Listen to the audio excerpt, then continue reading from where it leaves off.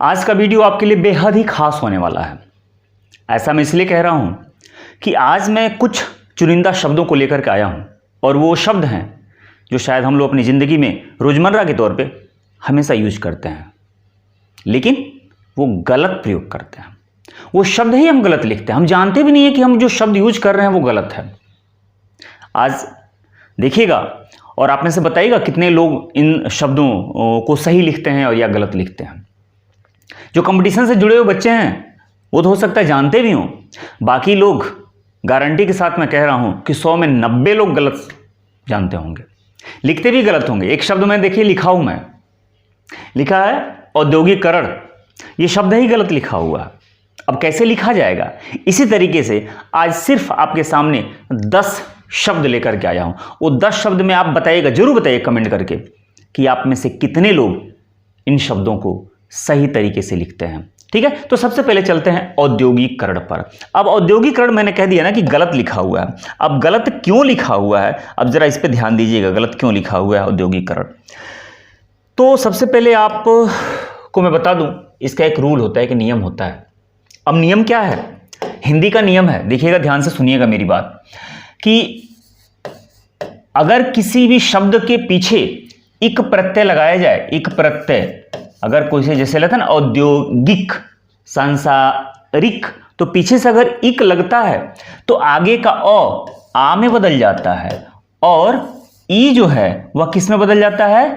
अ में बदल जाता है, और ऊ जो है वह अ में बदल जाता है। ध्यान से सुनिएगा, फिर एक बार और दोहरा रहा हूं, किसी भी शब्द में जब पीछे से इक प्रत्यय लगाया जाता है तो आगे का, देखिए पीछे से इक लगा तो यहां का आगे का अ आ में बदल जाता है, ई अ में बदल जाता है और ऊ अ में बदल जाता है। एग्जाम्पल ले लीजिए, अगर लिखा जाता है इतिहास, क्या लिखा जाता है? इतिहास। अगर इतिहास लिखा जाता है, पीछे से लगाइए इक, पीछे से कौन सा प्रत्यय लगाया? इक, तो होना क्या चाहिए था? होना चाहिए था ऐतिहासिक, लेकिन नहीं, ऐतिहासिक नहीं होता है। यह ई किस में बदल जाता है? यह ई बदलता है अ में। ठीक है, एक और एग्जांपल ले लीजिए, किसका? अ से ले लीजिए। अगर आप कहते हैं सप्ताह, कहते हैं सप्ताह, तो जब सप्ताह कहते हैं और पीछे से लगाते हैं इक प्रत्यय, तो जब इक प्रत्यय लगाते हैं तो होना तो ये चाहिए था साप्ताहिक, लेकिन साप्ताहिक नहीं बल्कि क्या होता है? साप्ताहिक होता है, साप्ताहिक होता है। ठीक उसी तरह से एक और एग्जांपल ले लीजिए उद्योग का। अब आप लिखते हैं उद्योग, एक शब्द है उद्योग, पीछे से लगाया आपने इक, तो होना यह चाहिए था उद्योगिक, लेकिन यह ऊ किस में बदल जाएगा? यह अ में बदल जाएगा, तो होगा औद्योगिक, औद्योगिक बनेगा ना। अब एक बात बताइए, मैं जब ये रूल बताया हूं कि इक प्रत्यय जब लगता है तब जाके आगे का ओ आ में, आगे का ई ए में और आगे का ऊ अ में बदलता है, लेकिन इसमें क्या लगाया गया है? इसमें लगाया गया है करण। इसमें क्या लगाया गया है? करण लगाया गया है, करण। और जब करण प्रत्यय लगता है तो सिर्फ ई की मात्रा लगती, ई की मात्रा लगती है, आगे का ऊ अ में नहीं बदलता है। तो जब नहीं बदलता है मेरे बड़े भाई लोग, तो जब नहीं बदलता है तो सिर्फ और सिर्फ क्या लिखा जाएगा? उद्योगीकरण, उद्योगीकरण लिखा जाएगा। सिर्फ और सिर्फ क्या होगा? उद्योगीकरण होगा। औद्योगीकरण गलत लिखा हुआ है। क्लियर? आइए दूसरे शब्द पे चला जाए। दूसरा शब्द मैंने आप लोगों के लिए लाया है चरमोत्कर्ष, चरमोत्कर्ष। अब चरमोत्कर्ष में क्या गलत क्या लिखा है? तो गलत ये लिखा है कि यह चर्म लिखा है, चर्म। चर्मोत्कर्ष नहीं होता है, चर्म, चर्म, चर्म का मतलब चमड़ा होता है, चर्म उत्कर्ष नहीं है। ये चर्म उत्कर्ष नहीं होता है, क्या होता है? चरम, चरम यानी उच्च बिंदु, उच्च बिंदु तक उत्कर्ष की बात होती है, तो चरम उत्कर्ष लिखा जाता है, चरम उत्कर्ष होता है। और जब दोनों मिलेगा तो बनेगा चरमोत्कर्ष। क्या बनेगा? चरमोत्कर्ष। चरमोत्कर्ष बनेगा। ठीक है, तो हमेशा याद रखिएगा चरमोत्कर्ष होता है, चरमोत्कर्ष गलत होता है। फिर तीसरा शब्द मैंने आप लोगों के लिए लाया है मनोकामना। मनोकामना बहुत शानदार शब्द, लेकिन ये पूरी तरह से गलत लिखा हुआ है। अब गलत क्यों लिखा हुआ है, ध्यान से सुनिएगा गलत क्यों लिखा हुआ है। अब गलत देखिएगा ध्यान से, गलत क्यों लिखा हुआ है आइए मैं बता रहा हूं। कहा जाता है जब अविसर्ग के बाद, अविसर्ग के बाद पीछे से तीसरा या चौथा या पांचवा वर्ण आए, या य र ल व ह आए, तो ये जो विसर्ग है, ये जो विसर्ग आपको दिख रहा है, इतना अगर आ जाए पीछे से इतना आ जाए, तो ये जो विसर्ग है ना, ये ओ में परिवर्तित हो जाता है, ऐसे हो जाता है। एग्जाम्पल लीजिएगा, एग्जाम्पल ये होगा कि यशः धन दा, अगर ऐसा लिखा हो तो पीछे से दो आ रहा ना, तो थो दो, तीसरा है ना, तीसरा आ गया। तीसरा अगर आ गया तो रूल ये कहता है कि यह ओ में परिवर्तित हो जाएगा। ठीक है, एक और ले लीजिए, लिखा है मनः धन विज्ञान, लिखा है मनः धन विज्ञान। ये देखिए पीछे से वो आ रहा है कि नहीं आ रहा है, पीछे से वो आ रहा है, तो जब वो आ रहा है तो नियम ये कहता है कि विसर्ग ओ में परिवर्तित हो जाएगा। इसी तरह कुछ और ले लीजिए, अगर लिखा हो मनः धन बल, मनः धन बल, तो पीछे से बो आ रहा है तो यह ओ में परिवर्तित हो जाएगा। लेकिन अगर लिखा हो प्रातः धन काल, क्या लिखा है, प्रातः धन काल, तो यह ऐसे ही आप लिखते हैं, इसमें कभी नहीं आप कहते हैं प्रातो काल। क्यों? क्योंकि पीछे से को आया और को का मतलब पहला वर्ड होता है, तो जब पहला वर्ड आएगा तो इसमें कोई परिवर्तन नहीं होगा।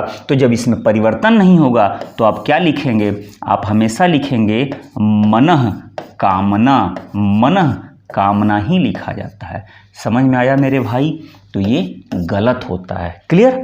चलिए अगला देखिए महत्व आप इस पे लिखते हैं, महत्व लिखते हैं, महत्वाकांक्षा लिखते हैं, महत्वपूर्ण लिखते हैं। लेकिन आप बताइएगा इसमें से कितने लोग इसको सही लिखते हैं। ये इसका जो संधि विच्छेद होता है या दो शब्दों से ये मिलकर बना हुआ है, और वो दो शब्द कौन कौन से हैं? वो दो शब्द हैं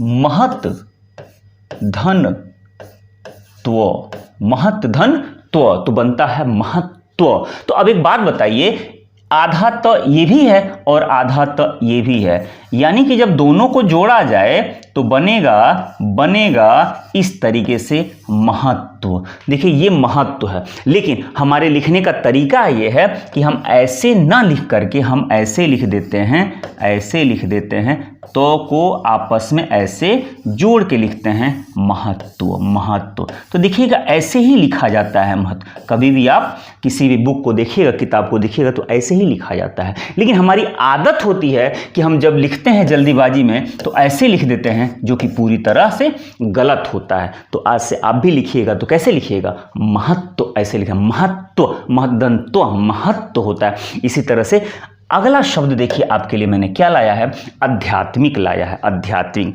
अभी मैं पीछे रूल बताया था आपको, याद है? अभी मैं पीछे रूल बता रहा था, और रूल क्या था? वो ये वाला रूल, याद कीजिए ये वाला रूल, कि जब पीछे से इक प्रत्यय लगता है तो आगे का ओ आ में और ई ए में और उ ओ में बदल जाता है, बताया ना ये वाला रूल। तो उसी तरीके से जब ये हो गया कौन सा आपका आध्यात्मिक, शब्द क्या लिखा? आध्यात्मिक। अब देखिएगा ध्यान से, अगर शब्द लिखा होता है अध्यात्म, क्या लिखा है? अध्यात्म।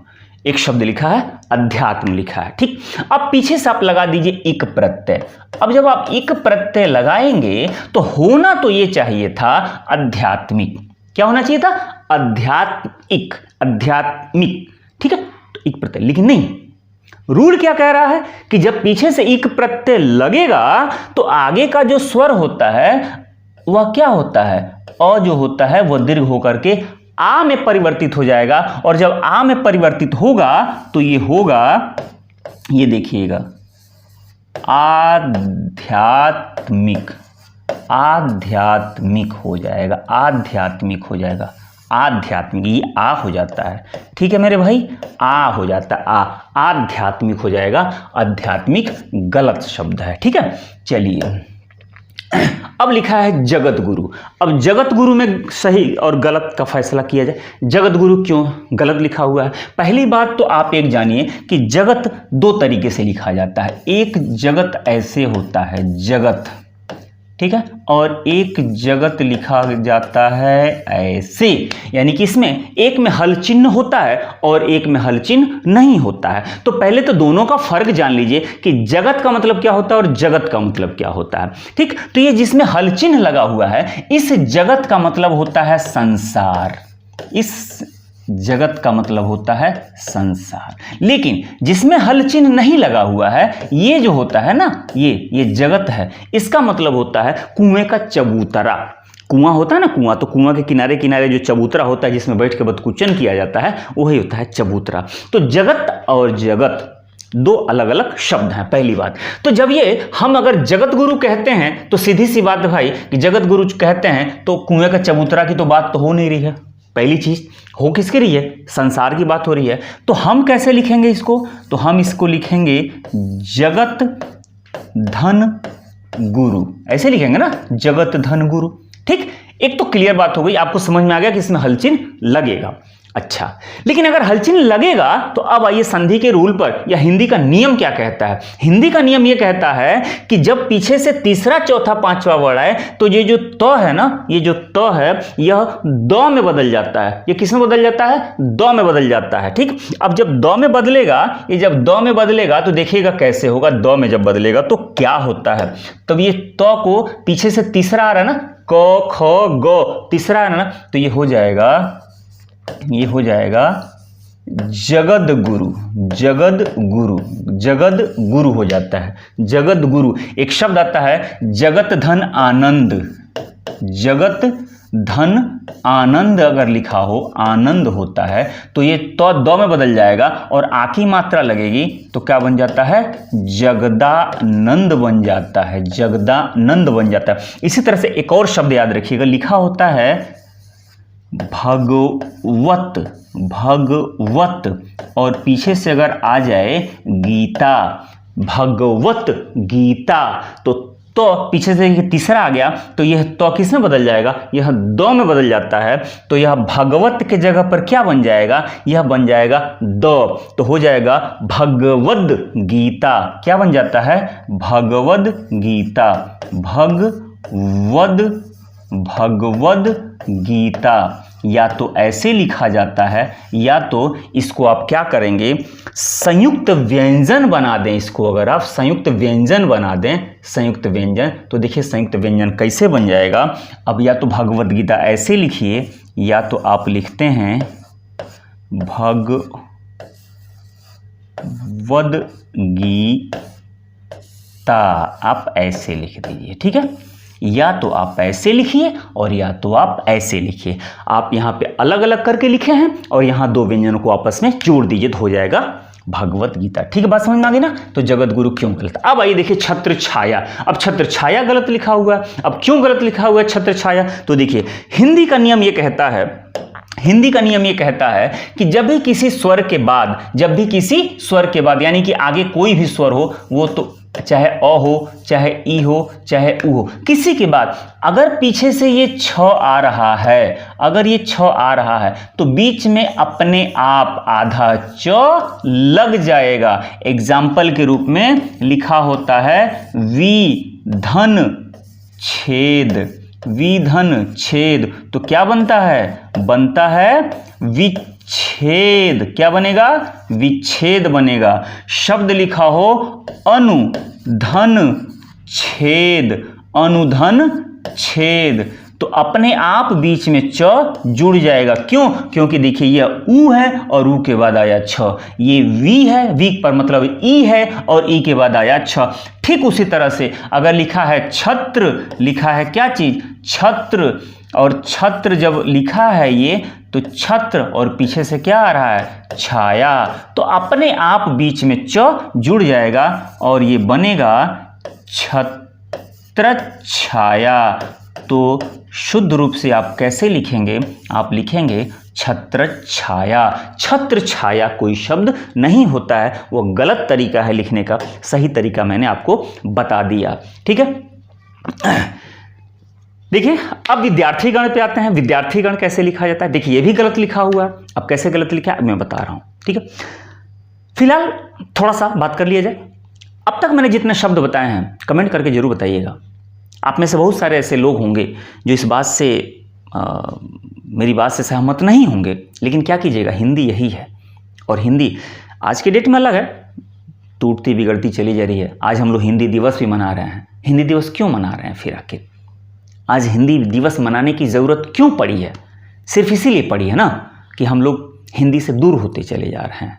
ठीक है, तो हिंदी, अगर हम लोग हिंदी से प्यार करते हैं, आप लोग हिंदी भाषी हैं, तो प्लीज़ हिंदी को मजबूत तो कीजिए, गर्व से कहिए हम लोग हिंदी भाषी वाले हैं। तो हिंदी भाषी वाले हैं, आइए देखा जाए विद्यार्थी गण कैसे लिखा जाएगा।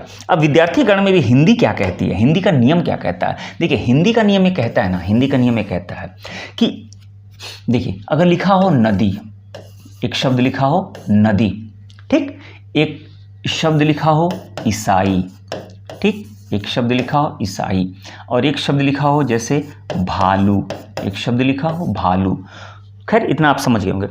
जब भी किसी शब्द का अंत जो होता है बड़ी ई से हो या बड़ा ऊ से हो, बड़ी ई से हो या बड़ा ऊ से हो, अब इसके पीछे कोई भी शब्द योग करके या प्रत्यय लगा के, कुछ भी इसके पीछे आप जोड़िए, या तो प्रत्यय के रूप में जोड़िए या युग्म शब्द बनाइए, समास बनाइए, कुछ भी बनाइए, जैसे भी पीछे जुड़ने से मतलब आप चाहे जैसे भी जोड़ दीजिएगा। अब जो ही आप जोड़ेंगे तो ये देखिएगा ये जो बड़ी ई है ना ऑटोमेटिक छोटी ई में बदल जाएगी। ये जो ई दिखाई दे रहा है ना वो छोटी ई में, ये जो ऊ दिखाई दे रहा है ना वो छोटा ऊ बदल जाएगा। कैसे? अब आपको लिखना हो नदियां, नदियां, अब लिखना हो नदियां तो कैसे लिखते हैं? देखिए पीछे से यहां जोड़ रहे हैं ना, बहुवचन बनाने के लिए यहां जोड़ रहे हैं, तो जब यहां जोड़ रहे हैं तो देखिए लिखा जाता है नदियां, ऐसे लिखा जाता है नदियां। तो जब नदियां, देखिए नदियां लिख रहे हैं ना, हमेशा छोटी में बदल गया। उसी तरह से ईसाइयों, अगर एक शब्द लिखना हो ईसाइयों तो ईसाइयों, अब ये जो बड़ी ई थी ऑटोमेटिक हो गई छोटी में।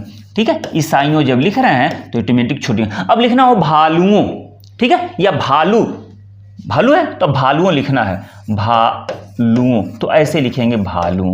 ठीक है, ऐसे लिखे हैं भालुओं। अब देखिए एक और एग्जांपल मैं आपको दे दूं, लिखा जाता है मंत्री, लिखा जाता है मंत्री, तो मंत्री ऐसे लिखा जाता है ना, लेकिन जब भी आपको लिखना होगा मंत्रिमंडल या मंत्री परिषद, तो जो ही आप मंत्रिमंडल या मंत्री परिषद लिखते हैं तो यह मंत्री में छोटी की मात्रा लग जाती है और तब लिखा जाता है मंत्रिमंडल, ऐसे हो जाता है मंत्रिमंडल। ठीक उसी तरह से मेरी बात आप समझ चुके होंगे कि विद्यार्थी, जब आप स्वतंत्र रूप से लिखेंगे विद्यार्थी तब तो बड़ी की मात्रा लगेगी, लेकिन पीछे से आपने गण शब्द जो ही लगा दिया तो हो जाएगा विद्यार्थी, विद्यार्थी गण हो जाएगा, गण हो जाएगा विद्यार्थी गण, विद्यार्थी गण। उम्मीद करूं आपको मेरी बात समझ में आ गई होगी। तो विद्यार्थी गण भी गलत लिखा हुआ है। ठीक है, अब आइए एक और शब्द पे, लिखा हुआ है संग्रहित, संग्रहित, अब ये भी गलत लिखा हुआ है। क्यों गलत लिखा हुआ है मेरे भाई? तो इसका नियम ये कहता है कि पीछे से जब ईत प्रत्यय लगाया जाए, पीछे से जब ईत प्रत्यय लगाया जाए तो र जो होता है वह री में बदल जाएगा। अगर जो र है वह किस में बदल जाएगा? वह री में बदल जाता है। लिखा हो संग्रह, लिखा है संग्रह, लिखा है संग्रह, और पीछे से इसमें आएगा जब ईत प्रत्यय जब लगेगा तो संग्रहित ना हो करके बल्कि हो जाएगा संगृहीत हो जाएगा। शब्द क्या हो जाएगा? संगृहीत हो जाएगा। एक और ले लीजिए, लिखा जाता है अनुग्रह, एक शब्द लिखा जाता है अनुग्रह, और अनुग्रह में जब ईत प्रत्यय लगाएंगे तो बन जाएगा अनुगृहीत बनेगा, अनुगृहीत बन जाएगा। शब्द क्या बन जाएगा? अनुगृहीत बन जाएगा। ठीक है, उम्मीद करता हूं ये भी बात मेरी समझ में आ गई होगी आप लोगों को। अब आइए आज के आखिरी शब्द पे। मैंने देखिए शब्द क्या है? पूज्यनीय, पूज्यनीय, ये भी शब्द गलत लिखा हुआ है। अब गलत कैसे लिखा है, और रोजमर्रा की जिंदगी में यह प्रयोग होने वाला शब्द है, लेकिन फिर भी गलत ही प्रयोग किया जाता है। प्रयोग को छोड़ दीजिए, लिखते ही गलत हैं ये शब्द, ही एकदम जैसे लगता है मन मस्तिष्क में बस चुका है ये शब्द, लेकिन है क्या, गलत है। अब कैसे गलत है देखिएगा ध्यान से। जो पूजने योग्य होता है, पूजने योग्य, तो पूजने योग्य को याद रखिएगा कहा जाएगा पूज्य। क्या कहा जाएगा, पूज्य। पूजने योग्य है तो क्या कहेंगे अब उसे, पूज्य, या उसे आप कहेंगे पूजनीय। क्या कहेंगे उसे आप, पूजनीय। या तो आप पूज्य कहिए और या तो पूजनीय कहिए, दोनों में कोई एक सही है, दोनों में कोई एक सही है। अब दोनों को मिला के घाल मेल करके खिचड़ी बना देना यह पूरी तरह से गलत है। तो या तो कहिए पूज्य पिताजी या तो कहिए पूजनीय पिताजी। ठीक, तो पूज्य और पूजनीय ये दो तो सही है, लेकिन इन दोनों को भी आपस में मिलाकर के पता नहीं क्या बन रहा है। हिंदी का नियम तो ये नहीं जानता है कि ये क्या बनता है, बाकी प्रयोग करने वाले जाने क्या बनता है। तो आज के कुछ ऐसे शब्द हैं हिंदी दिवस के अवसर पर। तो हिंदी दिवस के अवसर पर ये कुछ ऐसे शब्द थे। अब आप बताइएगा, कमेंट करके जरूर बताइएगा कि प्लीज़ मेरी कोशिश कैसी रही और आप इसमें से सही मायने में कितने शब्दों के बारे में जानते थे और आप रोज़मर्रा की ज़िंदगी में सही प्रयोग करते थे। अगर मेरी कोशिश आपको ज़रा भी लग रही हो कि हिंदी के मामले में कुछ न्याय कर पा रहा तो प्लीज़ मेरा हौसला ज़रूर बढ़ाइएगा। ठीक है, कमेंट करके ज़रूर बताइएगा, लाइक कर दीजिएगा, शेयर ज़रूर कीजिएगा किसी दूसरे पर। कम से कम आज हिंदी दिवस है और हिंदी दिवस के अवसर पर कम से कम मेरे लिए इतना तो कर दीजिए। मिलते हैं ऐसे ही मज़ेदार टॉपिक के साथ। और हाँ, एक और बात, अगर आपको लगता है कि इस कुछ और शब्दों को बताया जाना चाहिए तो कमेंट करके बताइएगा, मैं और शब्दों के बारे में ज़रूर बताऊंगा। ठीक है, मिलते हैं फिर अगले वीडियो में, तब तक के लिए बाय बाय, अपना ख्याल रखिए।